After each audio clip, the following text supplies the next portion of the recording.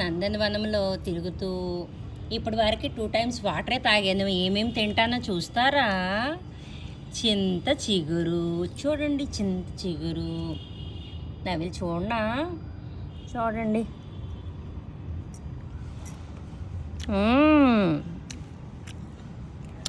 చాలా బాగుంది. ఉప్పు కారం వేసి మటర్ చేసిన బదులుగా నాకైతే బాగుంది. కొంచెం పొనగంటాకు కూడా నవ్వులుదాం. నిన్న తెల్లవారి అటుకుళ్ళు ఉప్మా, నిన్న రాత్రి గోధుమ నూక ఉప్మా, మంచి హడావిడి చేసింది నిన్న రాత్రి. ఒకేసారి సాల్ట్ బాడీలోకి వెళ్తే బీపీ లెవెల్స్ పెరిగిపోతాయి. బాగుంది. అలా వెళ్దామా మళ్ళీ?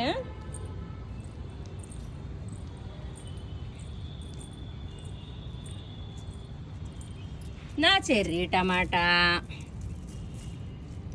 ఎంతకని వింటాం ఈ చెర్రీ టమాటా అనుకుంటారు కదా, చాలా బాగుంది. బ్లడ్ కౌంట్ పెరగడానికి గోధుమ గడ్డి,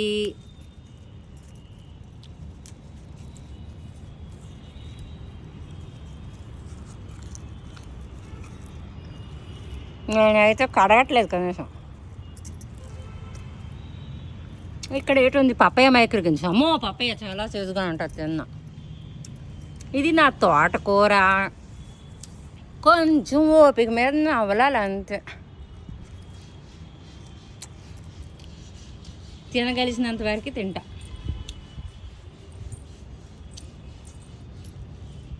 మరి జ్యూస్ తాగుతున్నాం కదా, ఆకులు తింటే ఎలా ఉంటుంది చూద్దాం.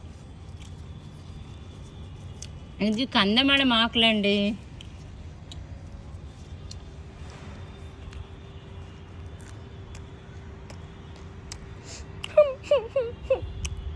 బాగుంది, బాగాలేదు, బాగుంది, బాగాలేదు, ఒంటికి మంచిది, తినేస్తాను.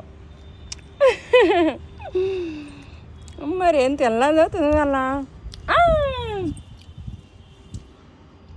మన విఘ్నేశ్వరుడికి ఇచ్చిన దీనికి ఏమంటారు, దోర్బాల్ అంటారు కదా, గరిక పూసలు. మీకు తెలుసా? అమెరికన్ సైంటిస్ట్ ప్రూవ్ చేశారు, అన్ని రకాల వెజిటేబుల్ జ్యూస్ల మీద ద బెస్ట్ అవుతుంది దోర్బాల్. అంటే దీని తాలూకా ఇది the costliest juice in US.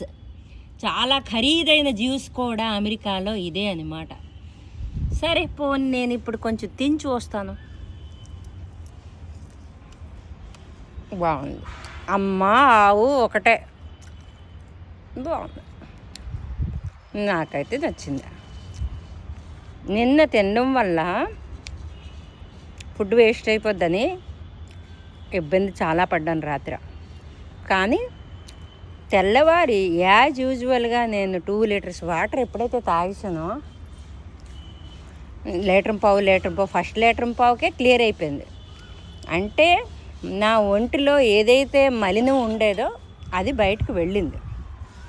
ఇప్పుడు కొంచెం అలాగా స్టాండర్డ్ అవ్వగలుస్తున్నాను.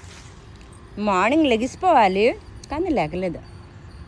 ఏమండో నా ఉల్లిపాయలు భలే ఉన్నాయి కదా. చిన్న ఉల్లికాడ ముక్క తింటా.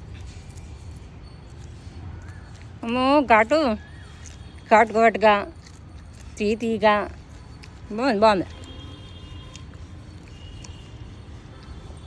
నా లంచ్ బ్రేక్ఫాస్ట్ బాగుంది కదా. ఇప్పుడు ఫంక్షన్ అటెండ్ చేయడానికి వెళ్తా. ఇంట్లో ఎన్ని రకాలు ఉన్నాయో తెలుసా? అన్నీ తినకుండా నా పువ్వులు తెంపుకుంటూ మీతో మాట్లాడుకుంటూ, ఒక మంచి మన మాట విన్నోళ్ళు ఉంటే ఎంత చక్కగా మాట్లాడాలనిపిస్తుంది కదా. అసలు నాకు లోన్లీ అనిపించట్లేదు.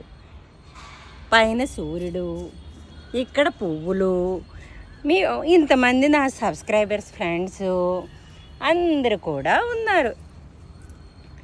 అయితే ఈ డైట్ గురించి చెప్పడానికి ఏం తెలుసా, నాకేమీ ఇది కాదు. ఎంత ఫుడ్ ఎప్పుడైతే బాడీలోకి వెళ్తుందో ఒళ్ళు బరువు అయిపోద్ది, పని చేయలేం. నాకు ఇప్పుడు ఏంటి ప్రాబ్లమ్స్ లేవు అనుకుంటున్నారా? ఉన్నాయి. చెమట పొక్కులు అవుతున్నాయి. కానీ చెమట పొక్కులు ఎందుకు అవుతాయి? ఈ ఎండలో ఉంటేనే అవుతాయి. నేను ఇప్పుడు ఏంటి మంచి నీడలో ఉన్నాను కదా, ఎండలోనే ఉన్నాను. కానీ నా బాడీకి ఈ ఎండలో ఎక్కడికి వెళ్ళినా చేసినా కూడా సైన్ అవ్వాలి. ఎందుకంటే ఈ ఎండే కాదు, ఇంకా ఎండలు అంతే కదా. వీలైనంత వరకు ఇప్పటికి కూడా ఫ్యాన్ వేసుకోకుండా ఉండడానికే ప్రయత్నిస్తున్నాను. చూడండి, మన బాడీకి మనం ఎలా అడ్జస్ట్ చేసుకుంటే అలా అవుతుందండి. సరేనా? మరి కొంచెం అన్నీ తిన్నాను. ఒక చిన్న వామాకు తిందాము. వామాకు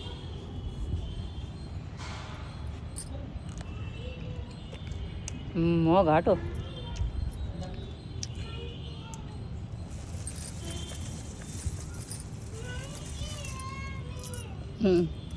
మన తులసాకు.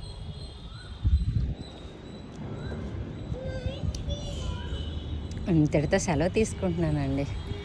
సరేనా?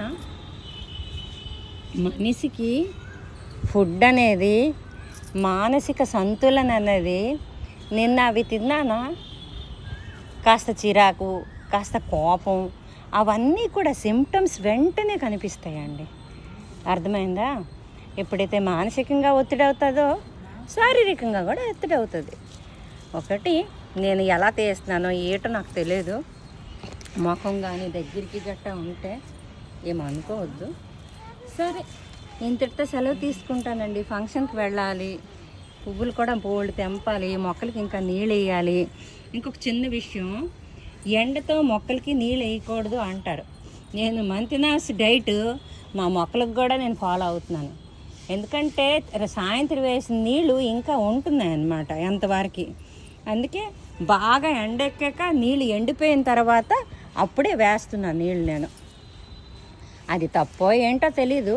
మన శరీరానికి మనం ఎలా అలవాటు చేసుకుంటామో మొక్కలకు కూడా అలాగే అలవాటు చేద్దాము అనేది నా ఆలోచన. అది తప్పో కరెక్టో నాకైతే తెలీదు. రాంగో రైటో అయితే నాకు తెలీదు.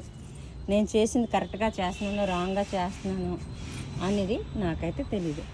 ఇంతటితో సెలవు తీసుకుంటున్నానండి.